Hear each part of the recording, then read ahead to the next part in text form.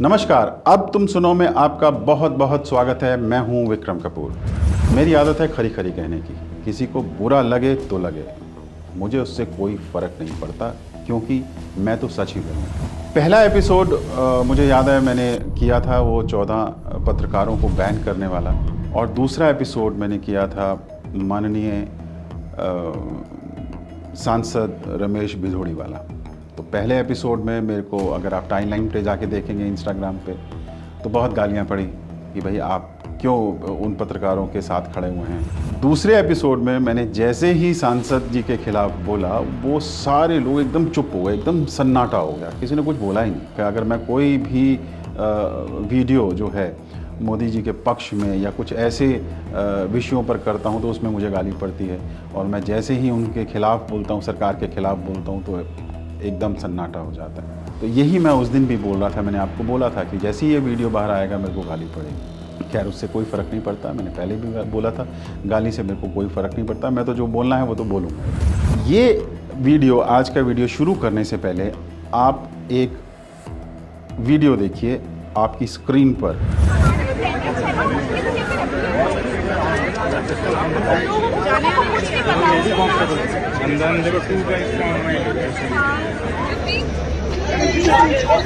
चीन से पैसा लिया क्यों? चीन से पैसा लिया क्यों? आपसे पूछ रहा हूँ मैं, आपसे पूछ रहा हूँ मैं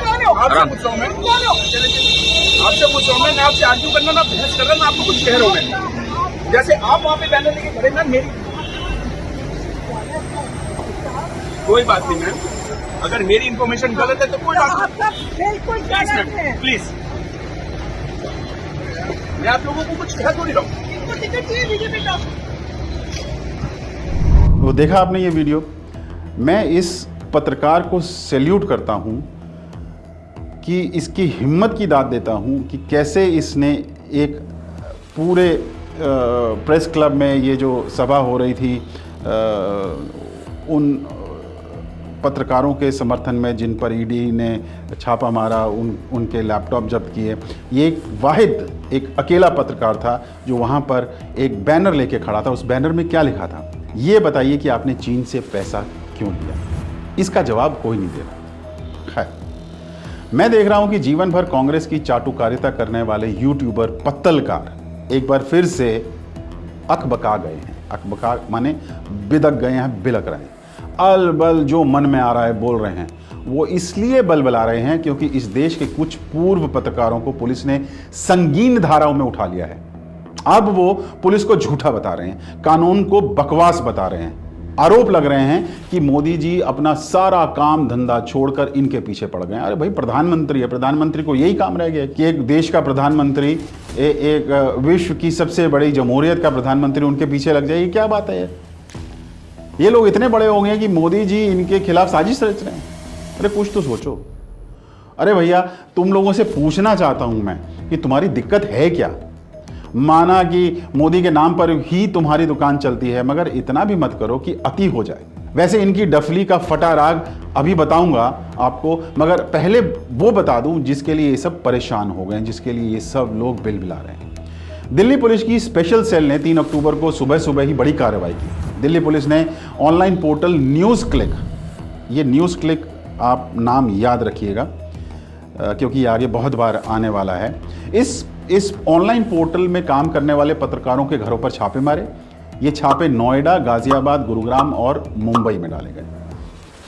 मगर ये छापे पड़े क्यों? ऐसा क्या हो गया कि पुलिस को ये कार्रवाई करनी पड़ी? ऐसा क्या हो गया कि उन पत्रकारों को, न्यूज़ क्लिक के पत्रकारों के घर जाकर उनके घर को खंगालना पड़ा, उनके लैपटॉप को खंगालना पड़ा, उनके मोबाइल फोन्स को खंगालना पड़ा? कुछ तो हुआ होगा। इसी कुछ को समझने की जरूरत है। अगस्त 2023 में न्यूयॉर्क टाइम्स की एक रिपोर्ट में कहा गया कि न्यूज़ क्लिक वेबसाइट को एक वामपंथी अमेरिकी करोड़ों का फंड दे रहा है। इस वामपंथी करोड़पति का नाम नेविल रॉय सिंघम है। सिंघम किस तरीके से यूज किया गया है आप यहां ये समझिए। एक फिल्म आई थी सिंघम, वो एक पुलिस अफसर के बारे में थी जो कि अपराधियों को नेस्तनाबूद करता है, सीधा उनसे टक्कर लेता है।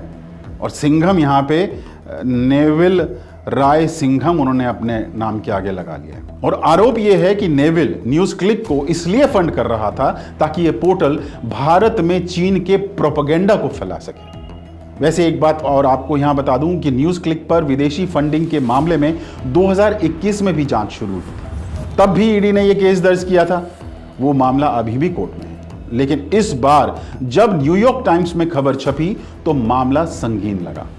अब यहां पे आपको एक और बात बताता हूं। जब कोई विदेशी मीडिया, चाहे वो न्यूयॉर्क टाइम्स हो, चाहे वो वॉल स्ट्रीट जर्नल हो, ये अखबार जब भारत की सरकार के खिलाफ लिखते हैं तो यही गैंग, यही यूट्यूबर्स का गैंग जिनका जिक्र मैंने अपने पहले वीडियो में किया था, वो खूब ताली बजाते हैं। देखो ये विदेशी मीडिया क्या कह रहा है, हमारे प्रधानमंत्री के बारे में क्या कह रहा है, भारत की सरकार के बारे में क्या कह रहा है, खूब ढोल पीटते हैं उस चीज का। लेकिन जैसे ही इनके भाई बंधुओं के खिलाफ किसी विदेशी मीडिया में छप गया, न्यूयॉर्क टाइम्स में छप गया, ये उसको गाली देने लगे। आगे चलते हैं।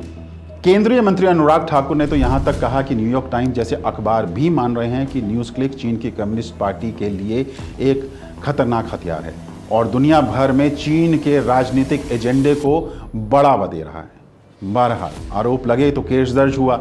अब बताता हूं कि जो केस दर्ज हुए हैं उनकी धाराएं कितनी संगीन हैं। न्यूज क्लिक के खिलाफ यूएपीए के सेक्शन 16, आतंकवादी अधिनियम सेक्शन 17, आतंकवादी गतिविधियों के लिए धन जुटाना सेक्शन 18, साजिश रचना सेक्शन 22C कंपनियों द्वारा अपराध के तहत मामला दर्ज हुआ है।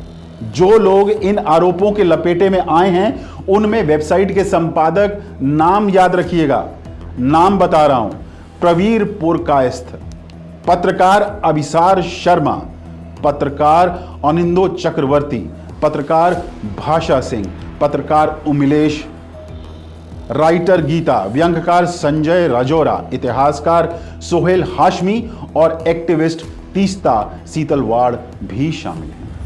अब ये तो समझना आसान है कि इन लोगों पर देश विरोधी गतिविधियों में शामिल होने के आरोप लगे हैं, तो जाहिर सी बात है कि जांच भी तेज होगी और कानून के हिसाब से जांच शुरू भी हो गई है। लेकिन एक तरफा बात करने वाले और एजेंडे के तहत मोदी सरकार का विरोध करने वाले यूट्यूबर पत्रकारों के पेट में ऐसा दर्द पैदा हुआ है कि वो अपने आप को क्रांतिकारी बताने के चक्कर में लोगों को बरगलाने पर उतर आए हैं। कोई कह रहा है कि मोदी सरकार जाति जनगणना से इतनी डर गई है इसलिए पत्रकारों पर छापेमारी कर रही है। अरे दिमाग का विभाग क्या गिरवी रख दिया है भाई।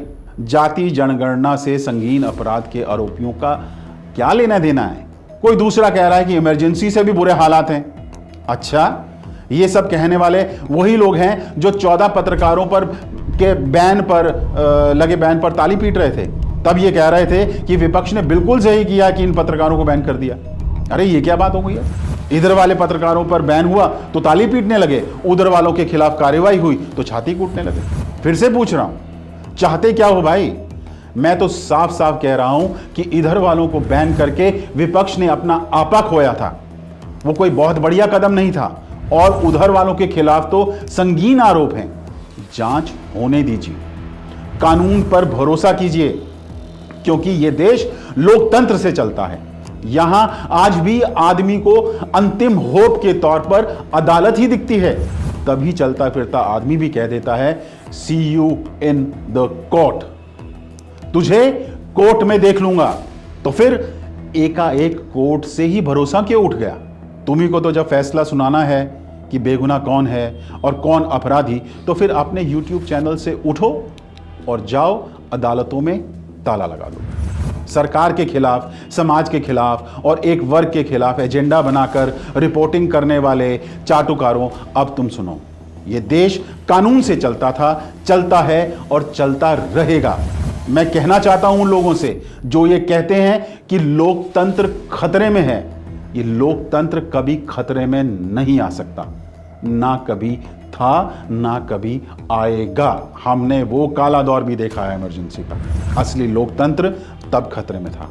लोकतंत्र इस देश की आत्मा थी और आत्मा रहेगी। तुम्हारे उछलने से, उछल कूद करने से कुछ नहीं होने वाला। जांच होने दीजिए। आपको इस समय कोई हक नहीं है कि आप अनर्गल आरोप लगाते फिरो।